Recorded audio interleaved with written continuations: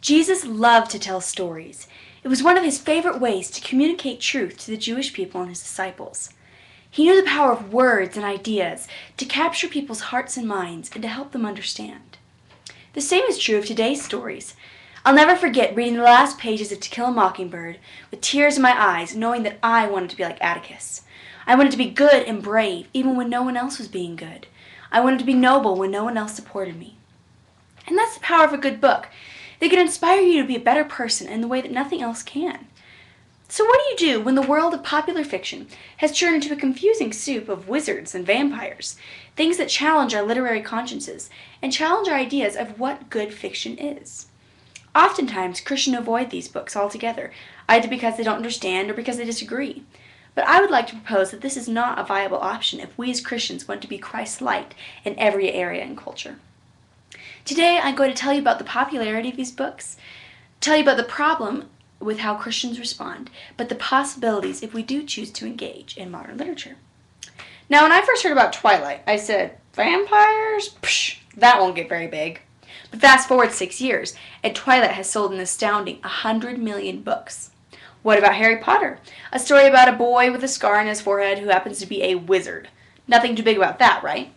But Harry Potter has sold an astounding 450 million books. These books have captured the hearts and minds of an otherwise non-literary society. What does their popularity tell us? Popular literature reflects the soul of a culture. Take Charles Dickens, for instance. He was one of the most popular authors in the 19th century. His books were witty, interesting, bright with interesting characters, and darkened plots, and sometimes painfully realistic.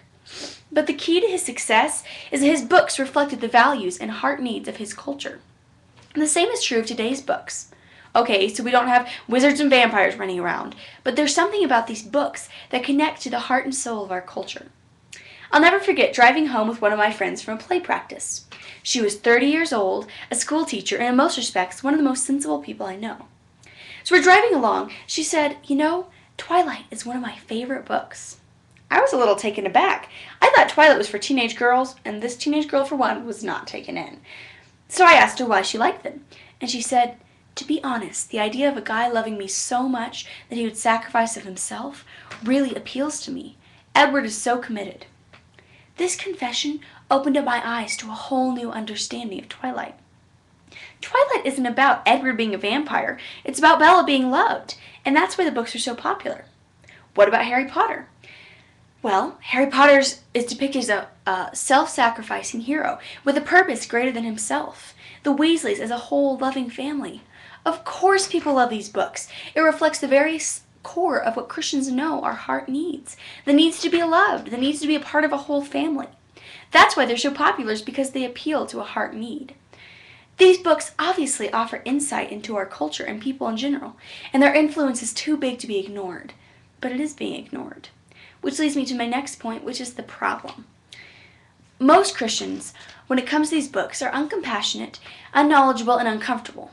It's understandable that Christians would be uncomfortable with these books. They're about wizards and vampires, things Christians generally avoid.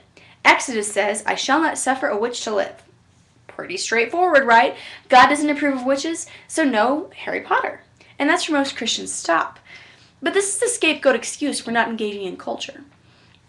So, even if these books do have harmful ideas in them, how can we combat them if we don't know what we're talking about? Just because you're knowledgeable about a set of books doesn't mean you support their values. The next problem is that we are unknowledgeable.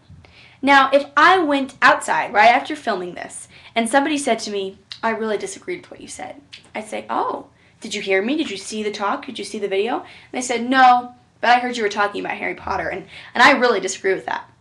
They would lose all credibility with me because they hadn't disagreed with something I said. They disagreed with a name I had dropped. Oftentimes Christians do that. We hear Harry Potter or Twilight and we close our hearts, furrow our eyebrows, and shake our heads. When we do this, people will close their hearts to what Christians have to say, and they'll see the hole in our judgment. Which leads me to the last point in the problem, which is how we're not only uncomfortable and unknowledgeable, but uncompassionate. Like I said earlier, these books reflect the soul of our culture and in turn the soul of people. When we can understand them, it gives us great insight into people's hearts. It provides a bridge from their heart needs to the gospel so that we could be better ministers for Christ. But when we're not looking at people with compassionate hearts and we're just pawning it off on saying we like these books because they're popular, we're losing an opportunity to witness for Christ. But if we do understand them, if we do understand why people love these books, then it offers us great possibilities. Now, it's not my point today in this speech to tell you whether or not Harry Potter and Twilight are good or bad, but it is my point to show that we are engaged, knowledgeable, and compassionate. It provides a great opportunity to be ambassadors for Christ in the real world. So what does this mean practically? Jesus said, "I do not ask that you take them out of the world, but that you protect them from the evil one. Speak your words to them, for your word is truth." Jesus put us in this world to be his light and truth, and to bring his light into every area in culture. So one of these areas is modern literature. So, to make up a practical battle plan, I've made up an acrostic for the word light, L-I-G-H-T. First, the first step is L, to listen. This simply means be aware of what's going on around you, what books are becoming popular, and why. This will help you to know the direction that culture is taking. The next step is I, to investigate. This is an important step, and basically all it means is asking people, read articles, find out what the books are about, and why people like them. This will prepare you for battle in the real world. Imagine you're a missionary, and you're going to become a missionary in the Middle East. Would you go there without knowing what the Quran was about or what they believed? In the same way, when we're going to be missionaries into modern culture, we have to know what modern culture is all about, what do they believe, and what speaks to their heart needs. The next step is G, to gain biblical perspective. This is an important step in every area in life. Whether it's what we listen to, what we sing, what we think, we should be gaining what we think and what we listen to and what we read in comparison to the Bible. 2 Corinthians says, "I take captive every thought and make it obedient to Christ." This is what we should also be doing in the area of modern literature. We should be lining up what we read with what the Bible says. Many people say Harry Potter has biblical themes of redemption and sacrifice. That may be true, but it is still about witchcraft and wizardry. So, you should line up both of those things in the Bible. What does the Bible say? What does Harry Potter put forth? And that way you're going to have a whole Christian view of these books. The next step is H, to hone our own spiritual messages. There are a lot of messages out in the world, some good, some bad. But one of the main areas these messages are being put forward is through modern literature. As Christians, we should be taking that seriously and using this as a chance to hone our spiritual messages that we want a broken and dying culture to hear. Which leads me to the very last point, which is to turn the culture around.